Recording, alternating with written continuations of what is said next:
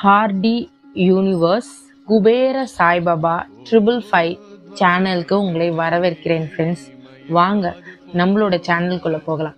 சேனலுக்குள்ளே போகிறது முன்னாடி என்ன அப்படின்னு பார்த்தீங்கன்னாக்கா, நம்மளோட சேனலில் சாய் சச்சரிதம் போடப்படும். சாய் சச்சரிதம் படிக்கிறதுனால உங்களுடைய வாழ்க்கை மேம்படும். கேட்க கேட்க கேட்க உங்களோட வாழ்க்கையை ஆட்டோமேட்டிக்காக பாபாவே உங்களோட வாழ்க்கையில் குடிக்கொண்டு ஒரு வாழ்க்கையை மாற்றுவார். அதே சமயம் 2வது சாய் மிராக்கல் போடப்படும். பக்தர்கள் உங்கள் வழியாக உங்களுக்கு நடந்த பாபாவுடைய நிகழ்வு நீங்கள் சொல்லும் போது இங்கே கீழே தெரிகிற மெயிலடிக்கு நீங்கள் உங்களுடைய பாபாவுடைய அனுபவங்களும் அது எப்படியாப்பட்ட விஷயமாக இருந்தாலும் எனக்கு சொல்லும் போது இந்த ஆர்டி யூனிவர்ஸ் குபேர சாய்பாபா 555 சேனலில் உங்களுடைய போடப்படுறதுனால இது எனக்கு மட்டும் இல்லை, உங்களுக்கும் சுற்றி இருக்கிற எல்லா மக்களுக்கும் பாசிபிலிட்டி வரும். எல்லாருக்கும் நல்லது நடக்க ஆரம்பிக்கும். எல்லாருக்கும் ஒரு நம்பிக்கை பிறக்க ஆரம்பிக்கும். அதுக்கப்புறம் அவங்கவுங்க வாழ்க்கையிலையும் நல்லது நடக்கும்ன்ற ஒரு நம்பிக்கையோடு அவங்கவுங்க முயற்சி பண்ண ஆரம்பிப்போம். அதனால் உங்களுடைய விஷயத்தை நீங்கள் இந்த மெயில் ஐடியில் சொல்லணும்னு நான் எதிர்பார்க்குறேன். சாய் சச்சரிதம் அத்தியாயம் 30. வாங்க ஃப்ரெண்ட்ஸ், இன்றைக்கி நம்ம அத்தியாயத்துக்குள்ளே போகலாம். இன்றைக்கி என்ன அத்தியாயம் அப்படின்னு பார்த்தீங்கன்னாக்கா, பாபா எப்படி பக்தர்களை அவர்கள் கனவுகள் மூலியமாக சீரடிக்கு அழைத்தார் மற்றும் அவர்களுடைய பிரச்சனைகளை எப்படியெல்லாம் தீர்த்தார் அப்படின்ற இந்த சுவாரஸ்யமான லீலைகள் மூலியமாக பாபா அவருடைய கனவுகளை எப்படி வருவார், நம்ம வாழ்க்கையை நம்ம எப்படி மேம்படுத்திக்கலாம் அப்படின்ற விஷயத்த இன்னைக்கு நம்ம பார்க்க போகிற அத்தியாயத்தை வாங்க நம்ம இன்னைக்கு அத்தியாயத்துக்கு போகலாம். இன்னைக்கு பாபாவை பற்றி கொஞ்சம் சொல்லிட்டு அதுக்கப்புறம் அத்தியாயத்துக்குள்ளே போகலாம். கருணையின் இருப்பிடமே ஷீரடி சாய்ராம் அப்படின்னு சொல்கிறாங்க. கருணை இருப்பிடமே ஷீரடி சாய்ராம். அளவில்லாத நேசமும் காட்டிய தரிசனத்திற்கும், அதாவது நம்ம எவ்வளோ தரிசனம் காட்டுறோமோ அதே மாதிரி பாபா நம்மளுக்குள்ளே இருக்கிற அந்த கல்யாண வாழ்க்கையில் ஹஸ்பண்டாக இருக்கட்டும், ஒய்ஃபாக இருக்கட்டும், எப்படியாப்பட்ட பிரச்சனையாக இருந்தாலும் அந்த பயம் சுத்தமாக போயிடும் அப்படின்னு சொல்லுவாங்க. பாபா நம்மளுக்கு ஒரு அருவாமையாக இருந்தார். ஆனால் நம்மளுக்காக ஒரு உருவம் எடுத்து இன்னைக்கு பாபாவாக நம்ம வழிபடுறோம். ஒரு ஞானிகளும் இந்த மாதிரி உருவெடுத்து நம்மளுக்காக வராங்க அப்படின்றத சொல்கிறாங்க.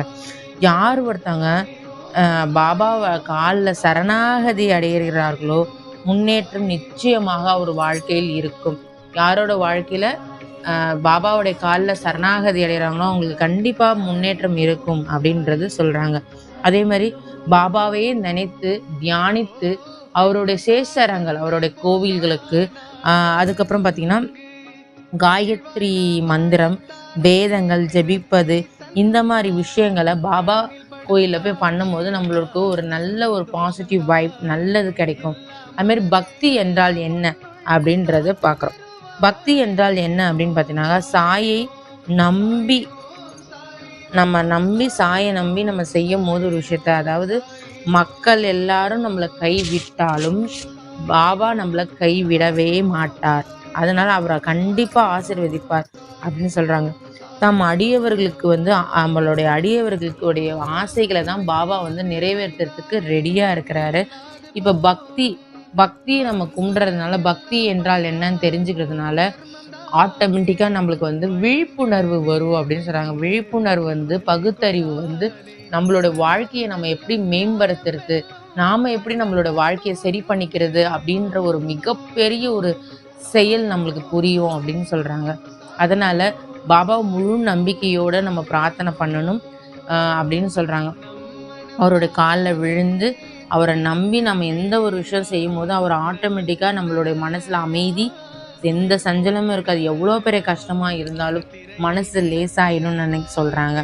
இந்த சாய் கருணை கடல் தம்மீது அவர் கருணையை விளைவே இந்த சச்சரிதம் என்கிறார்கள். அதாவது பாபாவுடைய கருணை தான் இந்த சச்சரிதம் என்கிறார். அதே மாதிரி ஹேமந்த் அவர் எழுதியிருப்பாருன்னு நினைக்கிறீங்களா? அவருக்கு எதுவும் எழுதலை. இது எப்படி இந்த புக்கு, இந்த சச்சரிதம் எப்படி எழுதப்பட்டதுன்னா, ஹேமந்த் பாபா உதவினார், பாபா அவருக்கு உதவினார்.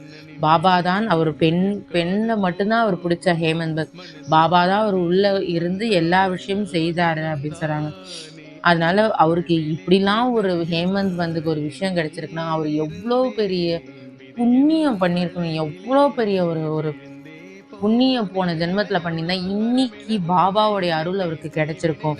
ஸோ யார் புண்ணியமோ பாபாவை தொடர்றதுக்கே நம்மளுக்கு அப்படி ஒரு புண்ணியம் பண்ணியிருக்கு. நம்மளுக்கு ஏதாவது ஒரு சின்ன விஷயம் பாபா கிட்டேருந்து கிடைக்கிது, ஒரு ஃபோட்டோவோ ஏதோ ஒரு கருணை கிடைக்கிது அப்படின்னா நம்ம ஒரு புண்ணியம் பண்ணியிருக்கிறோம். இன்றைக்கி இந்த வீடியோ கேட்குறேன்னாலும் இது ஒரு புண்ணியம் பண்ணியிருக்கிறோம். நான் இந்த வீடியோவை சொல்கிறேன்னாலும் நான் ஒரு புண்ணியம் பண்ணியிருப்பேன் அப்படின்றது தான் நான் மனப்பூர்வமாக நம்புகிறேன். அதே மாதிரி இந்த பாபாவுடைய லீலைகளை யார் படிக்கிறார்களோ அவங்களாம் ரொம்ப கொடுத்து வச்சாங்க. ஸோ பாபா வந்து இதுக்கு நம்மளுக்கு ஒரு கதை சொல்ல ஆரம்பிக்க போகிறாரு. சாயோடைய லீலைகள். சாய் லீலைகள் வந்து படிக்கிறதுனால எவ்வளோ பெரிய ஒரு மன நிம்மதி, ஆரோக்கியம், செல்வம் எல்லாமே வரும்னு சொல்கிறாங்க. ஸோ வாங்க நம்ம இப்போ கதைக்குள்ளே வாங்க போகலாம் ஃப்ரெண்ட்ஸ். இப்போ பார்த்தீங்கன்னா காகேஜி வைத்தியா அப்படின்னு ஒருத்தர் இருந்தார். அவர் எங்கன்னா நாசிக் ஜில்லாவை சார்ந்து அங்கே வந்து இருந்தார். அங்கே வந்து அவர் ஒரு பூசாரியாக உபசகராக இருந்தார். யாருக்குன்னா சப்தஸ்ரீங்கா தேவிக்கு உபசகராகவும் பூசாரியாகவும் இருந்தார். அப்போ வந்து என்னென்னா அவருக்கு மனம் கஷ்டம், சந்தோஷமே இல்லை அவர் மனசில். அப்போ அவருக்கு ஒரு தடவை கஷ்டமாக என்ன பண்ணுறாரு, அந்த அம்மன் கிட்ட போயிட்டு கேட்குறாரு, கடவுளே நல்லா பூஜையெல்லாம் போட்டுட்டு எல்லாம் முடிச்சுட்டு என் மனசெல்லாம் சரியாகணும், என் மனசு லேசாகணும், நான் மன அமைதி பெறணும், நான் என்ன பண்ணணுமா தாயேன்னு கேட்குறாரு. அப்போ அன்றைக்கி நைட்டு கனவுல போகிறாங்க. அந்த கனவுல போய் என்ன சொல்கிறாங்கன்னா, நீ வந்து போய் பாபாவை பாரு, பாபாவை பார்க்கும்போது கண்டிப்பாக உன்னுடைய எல்லா பிரச்சனையும் சரியாயிடும் அப்படின்னு சொல்கிறாங்க. பாபாவை பாருன்னொடனே அவர் எழுந்து பார்க்குற, சொல்வாயாக இதெல்லாம் சொல்லு அப்படின்னு சொன்னோன்னே அவர் எழுந்தோடனே யாராக இருக்கும், பாபாவானா யாராக இருக்கும், ஒருவேளை இங்கே இருக்கிற ஊரில் இருக்கிற பாபானா சிவன் கோயிலாக தான் இருக்குன்னு சொல்லிட்டு சரி. அதுக்கப்புறம் சிவன் கோயிலில் போய் தங்கி பூஜை பண்ணுறாரு, நித்திய அபிஷேகங்கள் பண்ணுறாரு, காயத்ரி ஸ்லோகங்கள், சிவனோட ஸ்லோகங்கள், ருத்ர ஜபங்கள், இந்த மாதிரி நிறைய பண்ணுறாரு. நிறைய பண்ணும்போது ஆட்டோமேட்டிக்காக என்ன ஆகுது அப்படின்னாக்கா அவருக்கு இன்னமும் அந்த பிரச்சனைகள் சால்வ் ஆகவே இல்லை. அப்போ அந்த அம்மனை போய் திருப்பி தொடர்ந்து கேட்குறாரு, அம்மா தாயே ஏமா என்னோடய பிரச்சனையை இன்னும் நீ சால்வ் பண்ணாமல் இருக்கிற அப்படின்னா, திருப்பி அந்த அம்மன் கனவுல போய் நான் சொன்னது உங்ககிட்ட ஷீரடி சாய்பாபா நீ எங்கே போகிற அப்படின்னு சொன்னேன்னா, அதுக்கப்புறம் அவர் ஷீரடிக்கு போகிறாரு. ஷீரடி பாபா இப்படி ஒருத்தர் இருக்கிறாரா, அதுக்கப்புறம் தான் கேள்விப்படுறாரு, லீலைகளை தெரிஞ்சுக்கிறாரு, அங்கே போகணும்னு ஆசைப்படுறாரு, மனசால நினைக்கிறாரு. ஆனால் எப்படி போகிறது ஏது போகிறதுனே அவருக்கு தெரியல. உடனே பாபா என்னது ஞானி ஒருத்தர் ஆசைப்பட்டாரு, வரணும்னு நினச்சாருன்னா ஞானியும் கடவுளும் உடனே அழைப்பாங்க. நம்ம எங்கே போகணும், கோயிலுக்கு நம்ம ஆசைப்பட்டால் மனதார நினைத்தா போதும். உங்ககிட்ட காசு இருக்கணும்னு கூட அர்த்தம், ஆனால் கடவுள் உன்னை எப்போ கூட்டிட்டு போகணுன்றது கரெக்டாக தெரியும். அப்போ இதுலேருந்து என்ன தெரியுது, நம்ம ஒரு கனவு கண்டோம் அப்படின்னாக்கா இப்போ பார்த்தீங்கன்னா காகஜின் வைத்தியா, அதாவது ஷாமாவுடைய வேண்டுதல் எப்படி நிறைவேறுச்சு, இப்போ நிறைவேறுச்சு அப்படின்றத தான் பார்க்க போகிறோம். ஆனால் வந்து முன்னாடி நம்ம பார்த்தோம்ல, காகஜி வந்து நினைத்துட்டு இருக்காரு, அவருக்கு ஒரு பாபாவுடைய தரிசனம் எப்படி கிடைச்சிது அப்படின்றது தான் இப்போ இந்த சுவாரஸ்யமான இந்த ஸ்டோரி. இதுலேருந்து நம்மளுக்கு சில விஷயங்கள் புரியும்.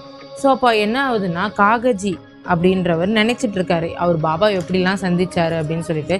என்ன ஆகுது அப்படின்னா, ஷாமாவுக்கு வந்து சின்ன வயசில் இருக்கும்போது ஒரு உடம்பு சரியாமல் போயிருக்குது. உடம்பு சரியாமல் போயிருந்தனால அவங்க அம்மா என்ன வேண்டியிருக்காங்கன்னா, அவங்களோட குலதெய்வமான வணியில் சப்தஸ்ரீ லிங்கா தேவி அப்படின்னு ஒருத்தவங்க இருக்கிறாங்க. அதாவது காகஜியோட ஒரு இஷ்ட தெய்வமாக இருந்த மாதிரி தான் இப்போ இவங்களோட குலதெய்வமாக இருக்கிறாங்க. அப்போ வேண்டிக்கிறாங்க வீட்டிலேருந்து, நான் வந்து என் பையனுக்கு உடம்பு சரியாக போயிடுச்சுன்னா நான் வந்து பார்க்குறேன் அப்படின்னு வேண்டிக்கிறாங்க. அப்போ என்ன பண்ணுறாங்கன்னா, வேண்டிக்கிறாங்களே தவிர சரியாக போயிடுது. அதுக்கப்புறம் அவங்க போய் அந்த அம்மனை வந்து குலதெய்வத்தை பார்க்க மறந்துடுறாங்க. அதுக்கப்புறமேட்டா பார்த்தீங்கன்னா திருப்பி ஒரு தோல் வியாதி வருது. அப்போ திருப்பியும் வேண்டிக்கிறாங்க அந்த அம்மனை. வேண்டிட்டு அந்த இதை செய்ய தவற விட்டுடுறாங்க, மறந்துடுறாங்க. அந்த அம்மா வந்து, அதாவது ஷாமாவுடைய அம்மா வந்து கடைசி நேரம் அவங்க வந்து சாவறதோட கடைசி நேரத்துக்கு போயிட்டாங்க. அப்போ வந்து ஷாமாவை அழைத்து கூப்பிடுறாங்க, இந்த மாதிரி ஷாமா நீ வந்து இந்த நம்ம 2 விஷயத்த தவறிட்டோம், நீ அந்த அம்மனை போய் அவங்க காலில் விழுந்து அதாவது ஆசீர்வாதம் வாங்கணும் அப்படின்னு நான் வேண்டியிருந்தா நீ போய் பண்ணிடுன்றாங்க. இன்னும் ஷாமா அப்படியே கையில் வந்து சத்தியம் வேற வாங்கிக்கிட்டாங்க. அப்போ சத்தியம் வாங்கினதுக்கப்புறம் என்ன ஆகுனா, சரி சொல்லிட்டு கேட்டுட்டு விட்டுடுறாங்க. அந்த ஷாமாவும் மறந்து போயிடுறாரு. மறந்து போனதுனால அதுக்கப்புறம் என்ன ஆகுது அப்படின்னா, 30 ஆண்டுகள் கடந்து விட்டது. இதே மாதிரி 30 ஆண்டுகள் கடந்து விட்டது. அப்போ வந்து பாபுஜின்னு வந்து ஷாமாவுடைய தம்பி, அதாவது ஷீரடிக்கு வந்து ஒரு ஒரு ஒரு ஜோசியர் வராரு, ஒரு நல்ல ஜோசியர் வராரு. எல்லாருக்கும் நாளைக்கு என்ன நடக்க போகுதுன்ற எல்லாருக்கும் நல்ல நல்ல விஷயங்களை அறிவிச்சு வந்துட்டே இருக்கிறார். ஆனால் ஷாமாவுடைய தம்பி இருக்கிறார்ல, அவருக்கு விட்ட மட்டும் பாபுஜி என்ன சொல்கிறாரு அப்படின்னாக்கா, பாபுஜி உங்களை வீட்டில் உங்கள் அம்மா வந்து மரண படுக்கையில் வந்து உன்னுடைய அண்ணனுக்கு ஒரு சத்தியவாக்கு கொடுத்தாங்க. அது உன்னுடைய அண்ணன் செய்யவே இல்லை. நீ அதை நீ செய்ய வை, உங்கள் அண்ணனை செய்ய வை. அப்போ தான் உங்களோட குடும்பம் வந்து அடுத்த லெவலுக்கு போகும். உங்களுக்கு கடவுளுடைய பாசிட்டிவ் எனர்ஜி அது இல்லை அப்படின்றத சொல்கிறாரு. சரி ஓகே அப்படின்னு சொல்லிட்டு அதுக்கப்புறம் தான் வந்துட்டு ஷாமா கிட்ட போய் சொல்கிறாரு. ஷாமா உடனே சரி ஓகே, இதுக்கப்புறம் நம்ம விடக்கூடாது, நம்ம மறந்துட்டோம் அப்படின்னு சொல்லிட்டு வெள்ளி நாணயங்களை 2 வெள்ளி நாணயங்களை உருவாக்கி ரெடி பண்ணி ஷாமா என்ன பண்ணுறாரு, ஆனால் அந்த குலதெய்வத்துக்கு போகிறதுக்கு முன்னாடியே பாபாவை போய் பார்க்குறாரு. ஏன்னா ஷாமாவுக்கு வந்து இஷ்ட தெய்வம் அப்படின்னாக்கா பாபா தான். ஸோ அப்போ என்ன பண்ணுறாரு, மசூதிக்கு போயிட்டு பாபா காலில் வந்து அந்த காசை வெள்ளி காயின்களை வைத்துட்டு, பாபா நீங்கள் இந்த கடனை நீங்கள் தான் தீர்க்கணும், நான் அந்த குலதெய்வத்துக்கு எங்கள் அம்மா வேண்டியிருந்தாங்க, அதுபோல் நான் உங்களை நம்பி இங்கே வேண்டுறேன் அப்படின்னு சொன்னேன். பாபா என்ன சொல்கிறாரு, பாபா தான் நல்லா தெளிவாக வேறு பிளான் போட்டு வச்சுருக்காரு. ஸோ உடனே என்ன பண்ணிடுற, பாபா உடனே வந்து இல்லை ஷாமா நீ போய் தான் ஆகணும், உன்னுடைய அம்மா வேண்டுதலை நீ நிறைவேற்றி தான் ஆகணும் பாபா சொல்கிறார் கட்டாயமாக. அப்போ வந்து பாபா எப்படி மறுக்க முடியும், பாபாவை வந்து இஷ்ட தெய்வமாச்சு. அதனால் உடனே சொல்லிட்டு உதி கொடுத்துட்டு சரி நீ போயிட்டு வா அந்த ஊருக்குன்னு சொல்லிட்டு அப்போ வந்து ஷாமா கிளம்பி போயிடுறாரு. போயிட்டு அங்கே வந்து யாருன்னு பார்த்தீங்கன்னாக்கா நாம் காகஜி, அந்த காகஜி தான் அங்கே வந்து பூசாரியாக இருக்கிறார். அப்போ பூசாரியாக இருக்கும் போது பாபா இந்த மாதிரி ஷாமா போயிட்டு இந்த மாதிரி நான் பண்ணணும், பூசாரி வேணும்னு தேடுறாங்க. அப்போ வந்து பூசாரி கிட்ட போய் ஒருத்தர் சொல்கிறேன், இந்த மாதிரி ஒருத்தர் வந்திருக்காரு, ஷீரடியிலேருந்து வந்திருக்கிறாரு அப்படின்னு சொன்னோன்னே அவ்வளோ கண் கலங்கி அப்படி ஒரு சந்தோஷமா அவருக்கு வந்துடுது. ஒரு மாதிரி ஃபீல் வந்துருச்சு, என்ன சொல்கிறதுனே அந்த காட்சியை உங்களாலே உணர முடியும். அப்போ வந்து ஷீரடியில் வந்தார், அவரை போய் ஷாமாவை கட்டி அணைத்து பாபாவே உங்களை அழைத்து வர சொல்லியிருக்கிறாரு, இதை நினைக்கும் போது எங்களுக்கு ரொம்ப சந்தோஷமா இருக்குது அப்படின்னு சொன்னே அவருக்கு ஒன்றுமே புரியல ஷாமாக்கு. அப்புறமேட்டு தான் ஷாமா கிட்ட எல்லா விஷயத்தையும் சொல்லும்போது ஓகே அப்படின்னு சொல்லிட்டு பாபா எந்த மாதிரி விஷயத்த பிளான் பண்ணியிருக்காரு, அவருடைய பக்தரை வச்சியே இன்னொரு பக்தரை அழைக்க வச்சார் பார்த்தீங்களா. அதே மாதிரி நீங்கள் கோயிலுக்கு போக முடியல, ஏதாவது உங்களுக்கு பாபாவுக்கு கொடுக்க முடியலன்னா வருத்தமே படாதீங்க, உங்கள் வீட்டிலே உங்களை கூட்டுட்டு போகலனாலும் வருத்தப்படாதீங்க. கண்டிப்பாக பாபா அதுக்கான ஒரு வழியை தேர்ந்தெடுப்பான். ஆனால் நீங்கள் அதுக்கான விஷயத்த நம்பிக்கையையும் பொறுமையும் தைரியமும் வளர்த்து உங்களுடைய கடமைகளை நீங்கள் செய்யணும். கடமைகளை செய்யாமல் பாபா வருவார் நடப்பார் அப்படின்னு நீங்கள் இருக்கவே கூடாது. உங்கள் கடமைகளை செஞ்சுட்டு உங்களுக்கு என்ன வேலை கொடுத்துருக்காங்களோ அதை செஞ்சுட்டு தான் நீங்கள் இருக்கணும். அப்போ தான் பாபா உங்களுக்கான ரூட்டை போட்டு கொடுப்பாரு அப்படின்றத இதில் தெரியுது தெளிவாக. அதுக்கப்புறம் சக்தி இது அதை உடனே ஷாமாவுக்கு வந்து அந்த நிறைவு பூஜைகள்லாம் சேர்ந்து முடித்துட்டு சந்தோஷமாக அவர் கூட போகிறாரு. ஷீரடியில் பாபாவோட லீலைகளை நான் கேட்டிருக்கேன் அப்படின்னு சந்தோஷப்படுறாரு. அப்புறமேட்டா அங்கே போன அடுத்த நிமிஷம் பார்த்தீங்கன்னாக்கா பாபாவை பார்த்தோன்னே அந்த தேவி சொன்னாங்களா அவங்க கனவுல அந்த அம்மன், உனக்கு பாபாவை பார்த்தோன்னே எல்லாம் போயிடணும். பாபா வந்து எந்த கேள்வியுமே கேட்கல, எந்த பிரச்சனை என்ன ஆச்சுன்னு காகஜியை ஒன்றுமே கேட்கல. சக்தி இதுதான், பாபா ஒன்றுமே பேசவில்லை, எந்த கேள்வியும் இல்லை, ஆசீர்வதிக்கவில்லை, வெறும் தரிசனம் ஒன்றுதான். இவ்விதமாக மகிழ்ச்சிக்கு அடிக்கோளுக்கு எனவே அமைதியின்மை அப்படின்னு சொல்கிறார். ரொம்ப அப்படியே சந்தோஷமா அப்படி உருவாக்குறாரு, மன திருப்தியாக இருக்கிறார். அப்புறம் தான் புரியுது பாபா வந்து எவ்வளோ பவர்ஃபுல், அவர் பார்த்ததுக்கே இப்படியா, அப்போ அந்த அம்மன் சொன்னது கரெக்டு தான் அப்படின்னு சொல்லி மகிழ்ச்சி விட்டு சந்தோஷமாக இந்த கதையை இதோட நிறைவு செய்கிறோம். ஃப்ரெண்ட்ஸ் வாங்க நம்ம அடுத்த தலைப்புக்கு போகலாம். வாங்க வந்து ரகதாவை சேர்ந்த குஷல் நாத்தோடைய கனவை தான் நம்ம பார்க்க போகிறோம். எல்லாருக்கும் என்னென்னா அதிகாலையில் கண்ட கனவு வந்து நடக்கும் அப்படின்னு சொல்லுவாங்க. அதே மாதிரி பாபாவை வந்து நம்ம கனவுல கண்டா அவர் சொன்ன விஷயம் கண்டிப்பாக நடக்கும் அப்படின்றது தான் அர்த்தம்னு சொல்கிறாங்க. இப்போ பார்த்தீங்க அப்படின்னாக்கா ஒரு நாள் வந்து என்ன பண்ணுறாரு, பாபா வந்து குஷல்நாத்தை வந்து கூப்பிட்றதுக்காக தீட்சித்துக்கிட்ட சொல்லி அனுப்புகிறாரு. இந்த மாதிரி ரகதாவிற்கு போயிட்டு நீ போய் குஷல்நாத்தை வர சொல்ல, ரொம்ப நாள் ஆச்சு பார்க்கணும்னு சொல்கிறார்.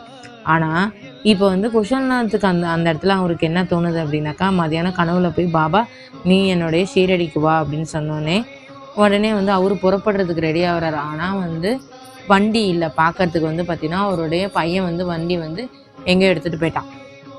அப்போ நினைக்கிறான், ஐயோ நான் எப்படி போகிறது, குஷல்நாத்துக்கு நினைக்கிறேன் நான் எப்படி போகிறது, பாபா கனவுல வந்தார் அப்படின்ட்டு. உடனே பார்த்தீங்கன்னா எதிர ஒரு குதிரை வண்டி வருது. அந்த குதிரை வண்டியில் பார்த்தீங்கன்னா இந்த தீட்சித் வரார். அப்போ சொல்கிறார், பாபா உங்களை அழைத்து வர சொன்னார்.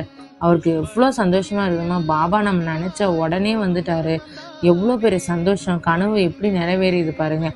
நம்ம பாபா நம்மளுக்கு ஒரு விஷயம் செய்கிறாருன்னா அதை நம்ம செய்யும் போது ஆட்டோமேட்டிக்காக நம்மளோட லைஃப்பில் அது மாற்றம் வரும் அப்படின்னு அவர் சொல்கிறாரு. அதுக்கப்புறம் பார்த்தீங்கன்னாக்கா இந்த கனவு பளிச்சிருச்சு. உடனே பாபா போய் பார்க்குறாரு. ஷீரடியில் ரொம்ப சந்தோஷமாயிறாரு. பாபா, குஷல்நாந்த் எல்லாரும் மீட் பண்ணி சந்தோஷப்பட்டுக்கிறாங்க. ஸோ அடுத்த கனவு என்னன்றதை நம்ம பார்க்கலாம் வாங்க. அதுக்கப்புறம் பார்த்தீங்கன்னாக்கா பாம்பேவை சேர்ந்த பஞ்சாபி ராம் லாவ்னு ஒருத்தவர் இருந்தார். அவர் பார்த்திங்கன்னா அவர் ஒரு பிராமினராக இருந்தார். ஆனால் அவருக்கு திடீர்னு ஒரு கனவில் பாபா கனவுல காட்சி கொடுக்குறாரு. நீ என்னை பாரு அப்படின்னு சொல்கிறாரு. ஆனால் அவர் தூங்கி எழுந்து பார்க்கும்போது அவர் யார் என்னன்னே தெரியல. ஆனால் அவரை பார்க்கணுன்னு ஆசைப்படுறாரு. ஆனால் எப்படி ஏது அவருக்கு ஒரு வெளிச்சமும் இல்லை. அப்போ அவர் எல்லாருக்கும் பேட்டி எடுக்கிறதுக்காக அவரோட வேலைகளை பார்க்க போகும்போது ஒரு நாள் அந்த பக்கம் போகும்போது, அவர் வேலைக்கு போகும்போது ஒரு பக்கம் கடை தெருவாக போட்டிருந்தாங்க. அந்த தெருவில் அவர் பொறுமையாக நடந்து போகும்போது பார்த்தீங்கன்னாக்கா பாபாவுடைய ஃபோட்டோ அவர் கண்ணுக்கு தென்பட்டு இருக்குது. அது அந்த தென்பட்டோடனே அதை பார்த்தோன்னே ஆச்சரியம் அடைந்து இது யார் என்னன்னு விசாரிக்கும் போது இவர் ஷீரடி பாபா அப்படின்னு சொன்னோடனே அவர் ஷீரடிக்கு புறப்பட்டு அங்கேயே ஷீரடியில் தங்கி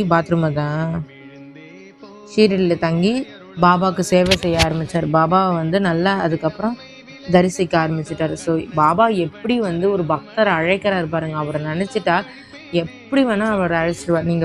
நீங்கள் போக முடியல, இதை செய்ய முடியல பாபாக்குன்னு வருத்தப்படாதீங்க. மனசில் நினைங்க, முயற்சி பண்ணுங்க. நடக்கலைன்னா வருத்தப்படவே படாதீங்கன்றது தான். ஆனால் முயற்சி பண்ணுறதை மட்டும் விட்டுறாதீங்கன்றது தான் நம்ம சொல்லுவோம். தரிசனத்துக்காக இவ்விதமாக பாபா ஷீரடிக்கு தமது அடியவர்களை கொண்டாந்து அவர்களின் ஆத்மமாக அவருடைய எல்லாருடைய ஆசைகளையும் அவர் நிறைவேற்றுவார் பாபா சொல்லி இதோட இந்த அத்தியாயத்தை முடிக்கிறோம். அதனால் பாபாவை நம்ம கும்பிடும் போது அவரோட ப்ரெசன்ஸ் நம்ம ஃபஸ்ட்டு உணர்வோம். அடுத்தது பார்த்திங்கன்னா இந்த மாதிரி லீலைகளை நம்ம கேட்கும்போது ஆட்டோமேட்டிக்காக அவர் நம்ம கனவுல வருவார். நம்மளுக்கு என்ன தேவையோ அவர் செய்வார். கண்டிப்பாக நம்மளை அந்த இடத்துக்கு கொண்டு போவார். ஆனால் அதுக்கான முயற்சி நம்ம பண்ணணும். பண்ணி தோற்று போனாலும் பாபா நம்மளுக்கு வேறு வழி ரூட்டு போட்டு கொடுப்பாரு அப்படின்றத சொல்லி இந்த அத்தியாயத்தை நான் இதோட முடிக்கிறேன் ஃப்ரெண்ட்ஸ். சாய் பணி அனைவருக்கும் சாந்தி நிலவட்டும். ஓம் சாய்ராம், ஓம் சாய்ராம், ஓம் சாய்.